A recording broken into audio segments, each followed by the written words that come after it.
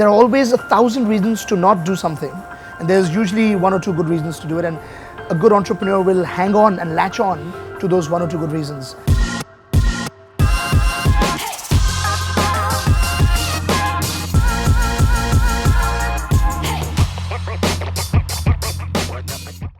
Welcome to Hustlr Stories with Ambika Anand. Our guest today is restaurateur Zorawar Kalra. He is the founder of massive restaurants which has over 50 restaurants under its umbrella across the globe. Zorawar, what does the term hustler mean to you? A hustler is, I guess, a maverick, a person or an entity that is willing to leave no stone unturned, willing to push the boundaries, push the envelope, roll up their sleeves, get their hands dirty, to ensure that their life's objectives are met. So what is the story of your origin? Like, at what point did you decide you're going to join the business of food? I think 11, 12, 13, I would say even pre-teen years. I obviously don't know what was that moment in time, but I've always only wanted to do this. Somehow I thought that there was nothing else I could do. I always knew that I'm going to work for myself. I always knew that I am going to be an entrepreneur in some way, shape or form. And I always somehow thought, I was actually pretty much sure of, that it would be something to do with food. And I saw my father build some of the best restaurants in India. But I was not happy with the fact that he was building these restaurants for hotels and, you know, Bukhara, Dampukht, Great Kebab Factory. At one point in time, out of the top 5 top grossing restaurants in India, 3 or 4 were his creations. But he didn't own them. He used to do them for other hotels or for other institutions. The entrepreneur in me saw an opportunity lost. So I just thought that, hey, let me grow up. I'm going to take advantage of his knowledge, of his repertoire, of his goodwill, and build something that he and I will own. Wow, that is so soon. But what was your first venture and how did you go about creating it? I did my MBA from 2001 to 2003, and then I worked in the US for a year. I decided to come back because my father was ailing at that time. He had fallen sick and there were certain things happening with the business that needed my immediate attention. As a result, I came back in 2004, and I think by the end of that year, or maybe early 2005, I started these cloud kitchens. Actually, before that, I started this cart, this stall, this kiosk kind of a thing on the streets. It used to sell galauti kebab and paratha, and that's it, 2 things. So 1 vegetarian kebab, 1 non-vegetarian kebab, and 1 type of paratha, and I think we sold some lemonade or something. Small little carts, I opened quite a few of them. It was called the Paratha Company. It was actually my first venture. It was doing pretty well, but it was simply too small scale. It was also on the roadside. It was not something that I could necessarily put my father's name on. It was not something that I could see myself doing for too long. Quality control was becoming a challenge. There were so many other bureaucratic issues. You could place your cart in some area, suddenly the police would come and remove it. There was pollution, there was, you were putting in front of shops and the landlord would have change of mind and shift your location around. It was just challenging, not something I saw myself doing for too long. And anyway, I was always in it for building large-scale restaurants. But this was a bootstrapped venture, so fully funded by myself, and it seemed like a good first step. And for all entrepreneurs out there, I think it's always better to start off taking a smaller risk than to go all chips in, although I've begun to do that as well now, but that's after a few years. Beginning, I think it's always better to be a little more careful and start smaller. So we started that, and then of course, I think about a year later, I started this brand called Punjab Grill in a food court format. It was literally food courts all over Delhi NCR, and I think we had one in Lucknow also. And these were small food court kiosks, 200-300 square feet. Again, bootstrapped, fully funded by myself. That's how it started. Eventually, of course, Punjab Grill became a large restaurant chain, but it started off in a food court avatar.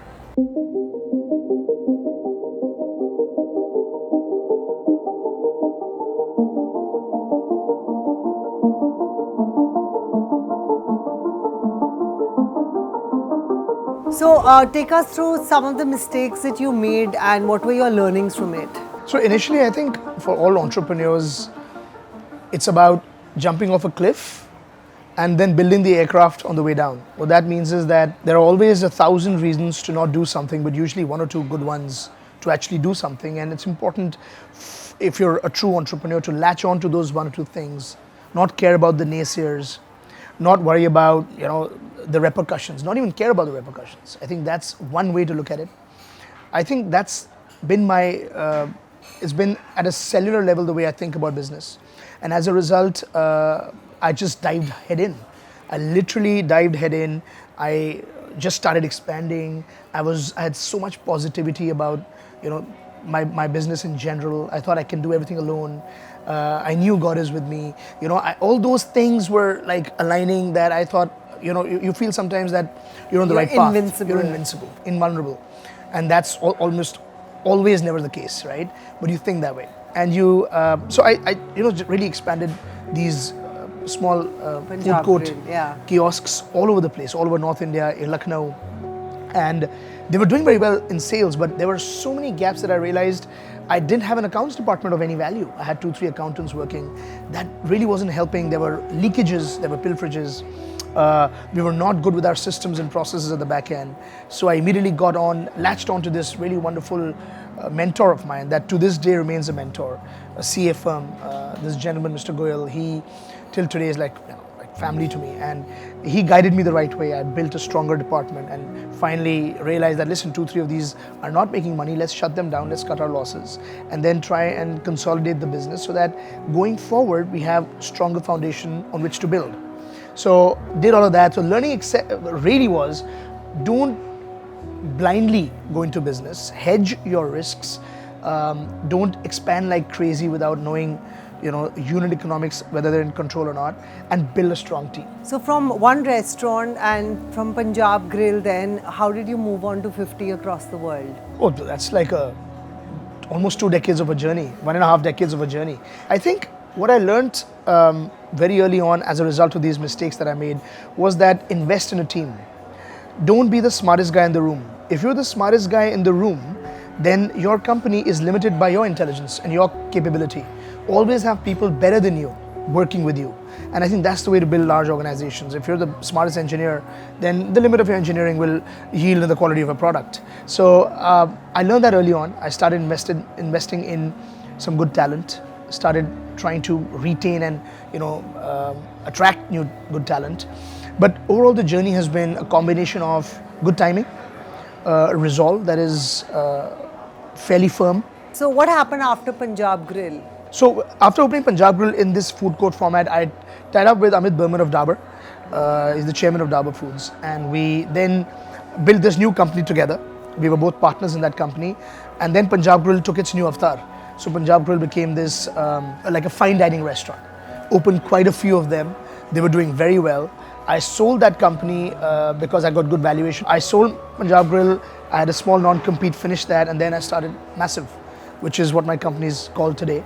And Masala Library was our first restaurant, and that's how the journey began.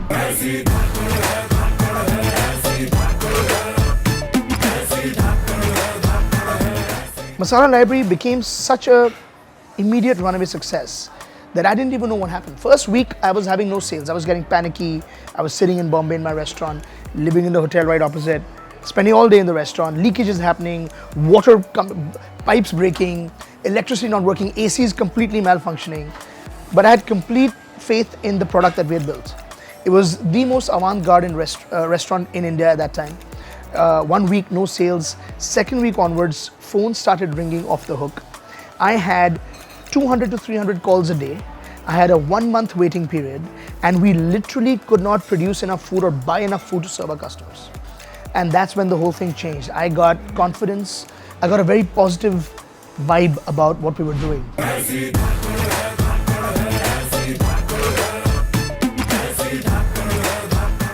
Let's talk about television. Take us through your experience while shooting MasterChef. It was fantastic. It was my first time on a show of that scale. And it was it is a big production, right? It's the biggest TV show of food in India. And I remember my first shoot that I was doing, it was in Umaid Bhavan.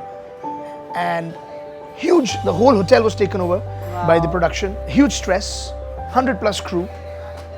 My first scene, I had to memorize some lines. It was an intro. So you had to memorize. Everything else is extempore, and you eat your food and then you comment. So there's no learning there, but you have to memorize your lines. And I'm usually a calm person. I'm usually good under pressure. I excel under pressure. I went out there and I nailed my lines. The director came running up at me and looked at my other 2 co-judges, and they were experts. They've done so many of these, right? They're professionals at it. He looked at them and he said, that's how you memorize your lines. I always thought I was a good speaker, a good orator, but that really enhanced my skills significantly more. It developed my confidence. The skill might be there, but the confidence helps you develop that skill even faster. And it was such an incredible experience meeting these young home cooks and seeing the level of talent that India has. So finally, what's cooking in the future? What are your future plans? Lot of things on the burner. Just this quarter, we're opening 7 restaurants. We're opening 30 cloud kitchens. That's just till December. We have major plans for international expansion. We are very excited about our cloud business as well. Our cloud business has gone from 0 to a very large scale in 1.5 years. And I think we're one of the few very profitable cloud kitchen businesses in India. So that's become something that of real major scale, and it's got us very excited. We're almost in a startup frame of mind with our cloud. But our restaurants also are now growing very rapidly around the world, around India. We're now in about 15 cities. By the end of December, we'll be in about 19 cities of India. So very excited about the prospects. And Cloud Kitchen, which cuisines apart from Louis Burger do you focus on? So currently we have Louis Burger and Sliced Pizza. By the time this airs, we would have launched our new baby, which is 2 years in the making, 1 year of branding alone, called Nashville Fried Chicken. It's a fried chicken brand, very high quality fried chicken for the future. It's version 2 of fried chicken. And is it air fried?